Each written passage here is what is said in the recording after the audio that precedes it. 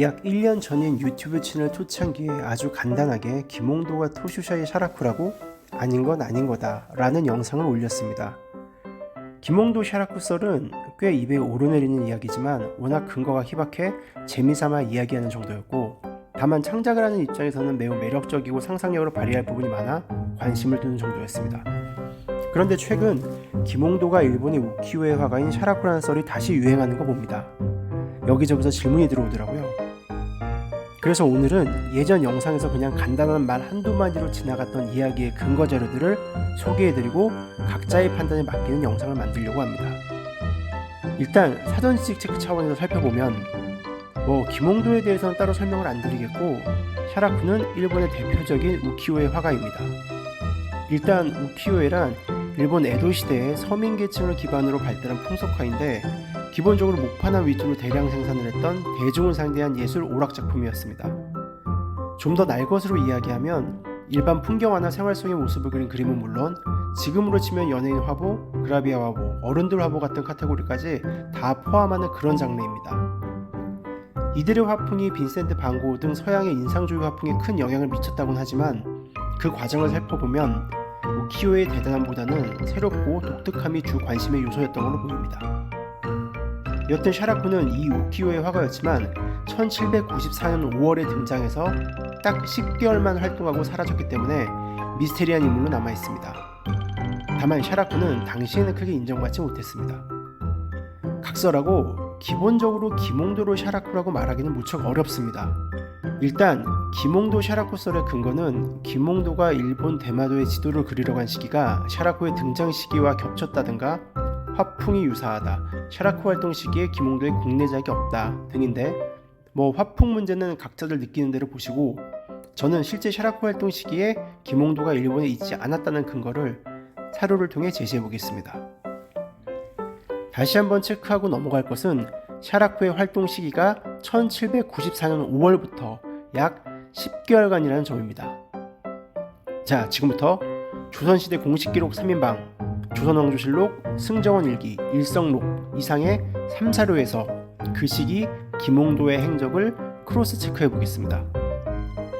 참고로 조선왕조실록은 실록청 담당, 승정원일기는 승정원, 즉 대통령 비서실 담당, 일성록은 왕의 일기로 규장각이 담당했습니다.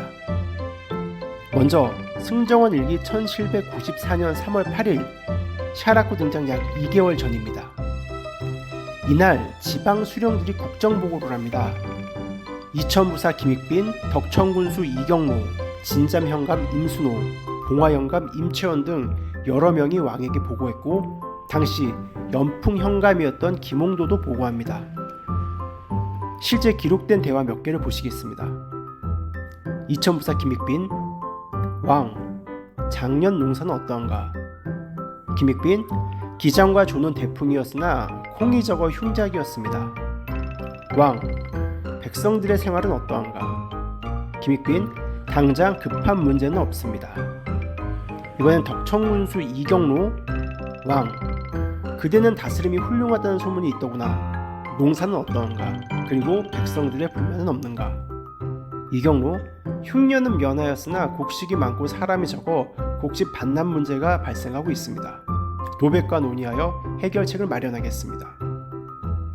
연풍현감 김홍도: 왕, 작년 농사와 백성들의 생활은 어떠한가? 김홍도: 농사는 풍년이었습니다. 특별히 보고할 문제가 없습니다. 이 정도였습니다. 엄청 비밀스럽거나 중요한 내용은 아니지만 어쨌든 이런 보고하는 행사가 있었습니다. 즉, 여기서 샤라쿠 등장 2개월 전에 김홍도는 연풍 현감으로의 일을 하고 있었다는 공식 기록을 확인할 수 있습니다.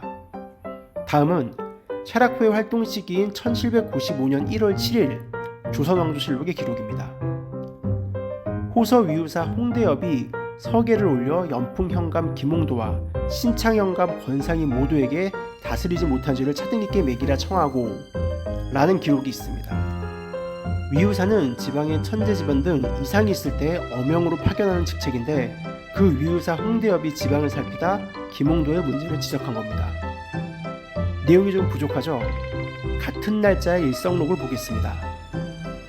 연풍 현감 김홍도는 여러 해 동안 관직에 있으면서 잘한 일이 하나도 없고 관장의 신분으로 기꺼이 중매를 하고 하리에게 집에서 기르는 가축을 강제로 바치게 하여 따르지 않는 자에게 화를 내고 심지어 전에 없는 모질고 잔인한 형벌을 내렸습니다.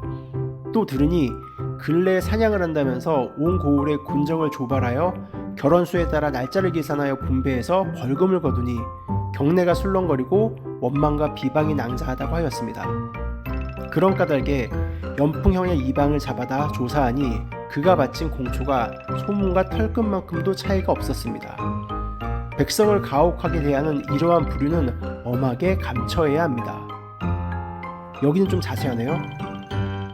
김홍도를 조사해보니 관리가 해서는 안 될 중매를 직접 주선한다든가 아랫사람들에게 집의 가축을 강제로 바치게 한 후 이에 따르지 않으면 형벌을 내렸다든가 사냥을 한다면서 마을의 군인들을 동원했다든가 해서 지역 주민들이 불안해하고 불만이 가득했으며 이를 체크하기 위해서 연풍현의 이방도 잡아서 조사해보니 이 소문이 사실이었다고 보고하고 있습니다.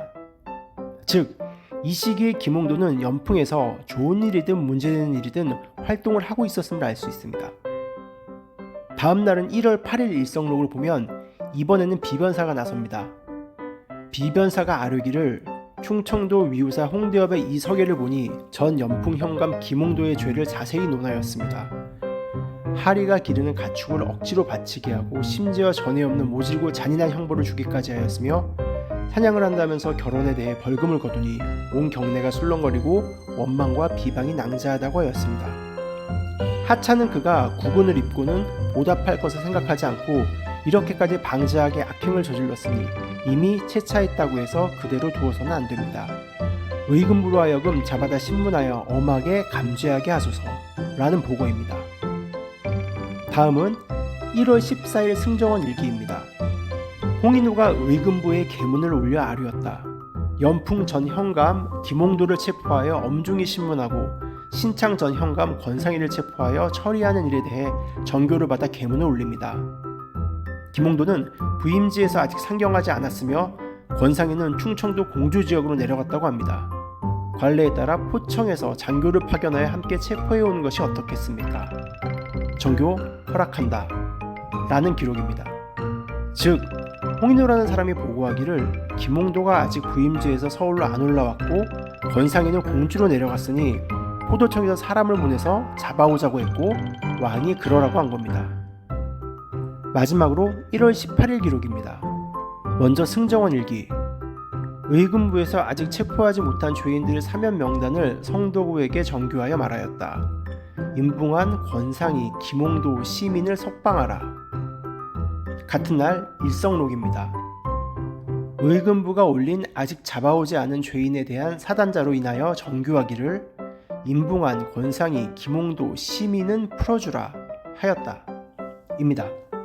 즉, 그림의 천재 김홍도라는 이미지에는 다소 아쉬운 내용이지만 샤라쿠가 일본에서 활동했던 시기에 김홍도는 국내에서 현감의 직을 수행하고 있었고 그 과정에 문제가 논란이 되었던 것입니다. 이름만 걸어놓고 몰래 일본으로 들어갔다고 하기에는 그의 문제 있는 정치 행적에 대한 지적이 많습니다. 물론 모든 기록에는 틈이 있는 법이고 그 틈 사이로 상상을 펼치면 얼마든지 많은 스토리를 만들 수 있습니다. 저 또한 창작에 일도하는 입장에서 김홍도의 샤라쿠썰은 무척 재미있고 가능성도 있다고 생각합니다. 다만 만약 제 전 재산을 어쩔 수 없이 김홍도가 샤라쿠일까 아닐까 하는 내기에 걸어야 한다면 저는 김홍도가 샤라쿠가 아니라는 쪽에 걸 것 같습니다. 굳이 김홍도가 샤라쿠가 아니어도 김홍도는 그 자체만으로도 최고의 화가입니다. 상상은 자유고 가능성도 열려있으나 마치 그것이 사실이라고 주장하는 것은 조금 아니지 않을까 하는 생각에 자세히 한번 살펴보았습니다. 오늘은 여기까지입니다. 구독과 좋아요 부탁드립니다. 감사합니다.